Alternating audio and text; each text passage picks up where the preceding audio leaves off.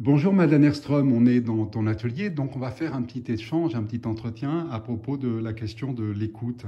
Si tu veux bien t'asseoir sur ton tabouret favori. Oui.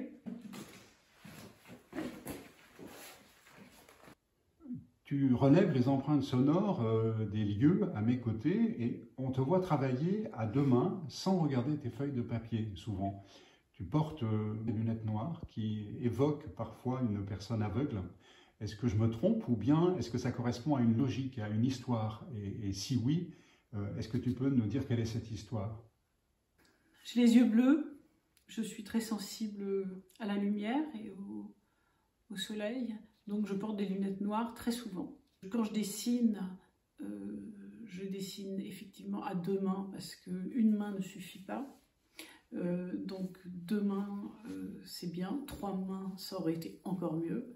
Ma concentration est telle que je ne regarde pas mon dessin, je suis toute ouïe et je note et je dessine les sons que j'entends et les sons que j'ai le temps de noter. Mais à partir de là, cette concentration fait que je n'ai pas besoin de regarder mon papier, je connais mon format, de temps en temps je jette un coup d'œil pour pas dépasser sur ma planche, mais voilà, c'est tout.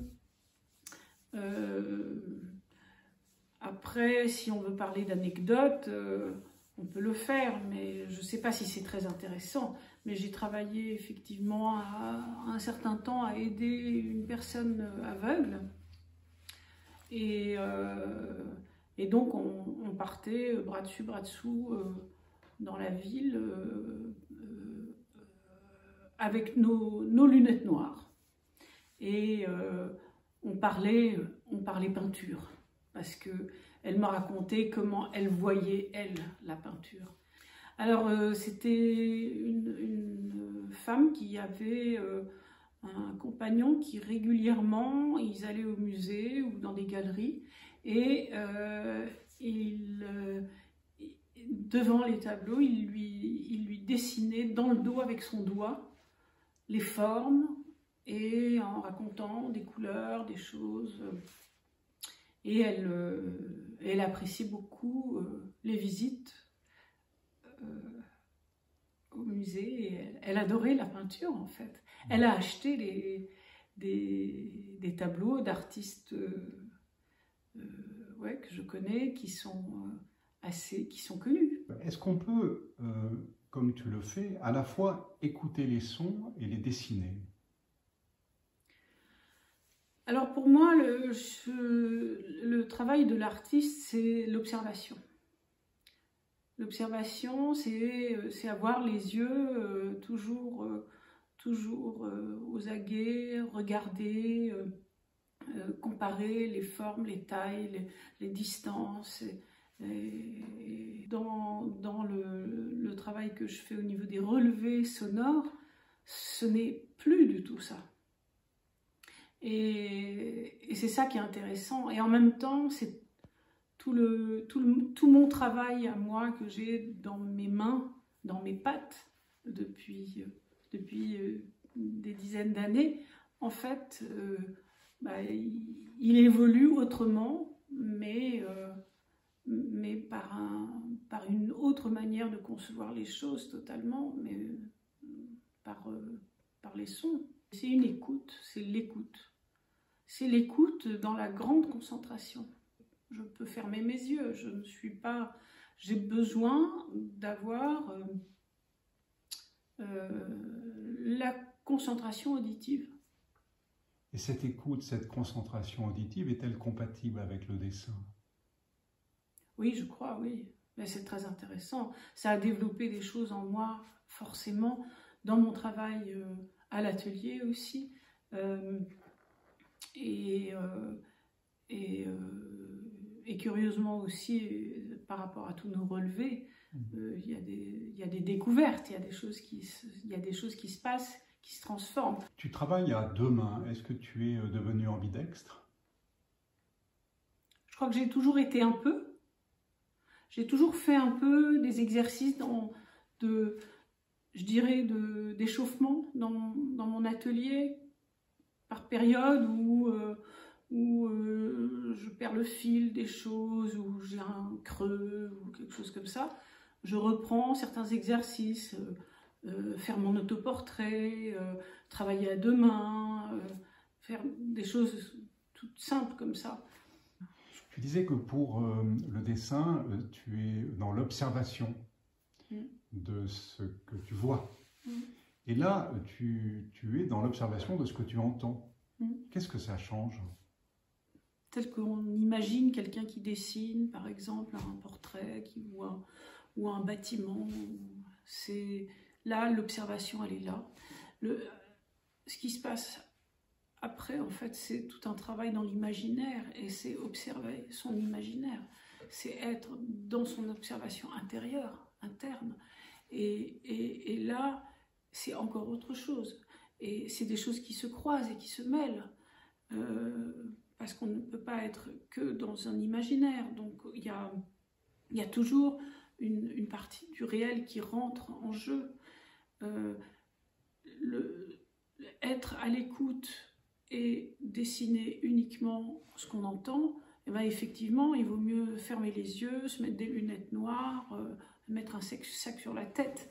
C'est en fait, ce qui est important, c'est faire travailler un sens qu'on n'utilise pas forcément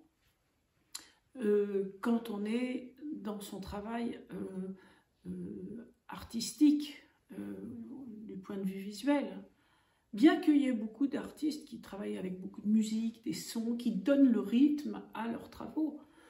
Et effectivement, je remarque que un rythme musical, par exemple, c'est pas pour rien, ça reflète quelque chose après dans le travail, dans le rythme même de la main et du geste.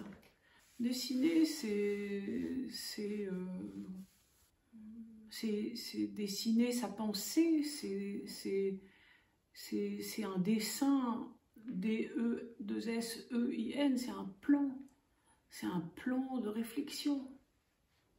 Alors, qu'est-ce que écouter? Et écouter, c'est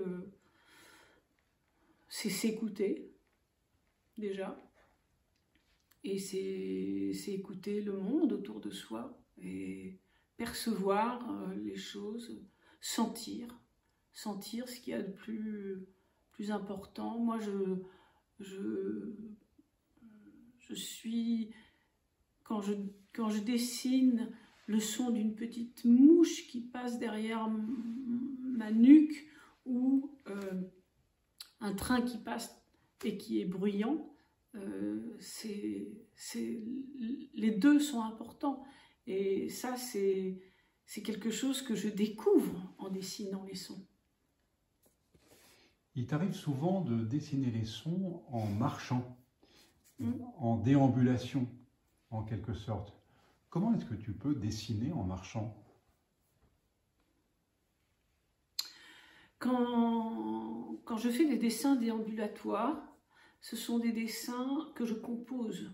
Je compose les sons sur ma feuille. Sur ma feuille, je me situe au milieu.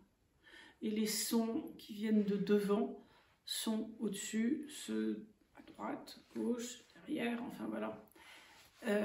À partir du moment où je bouge, mon corps bouge, et si je tourne, eh bien, ce qui sera à ma gauche était avant devant moi, ou le contraire, derrière moi.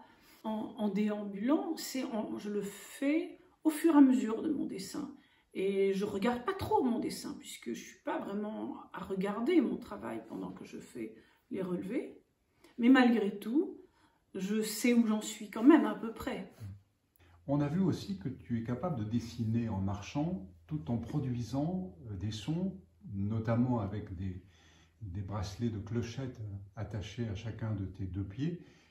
Comment est-ce que tu peux dessiner en produisant des sons et en marchant? Ça fait quand même beaucoup de choses. Ça fait un peu beaucoup de choses, mais c'est tout à fait possible. Il faut juste faut avancer en dansant. Et c'est une autre concentration encore, et ça te fait rentrer encore plus dans quelque chose de scandé, de méditatif, d'assez puissant. C'est des états, je peux me retrouver dans des états un peu de transe comme ça, après des relevés.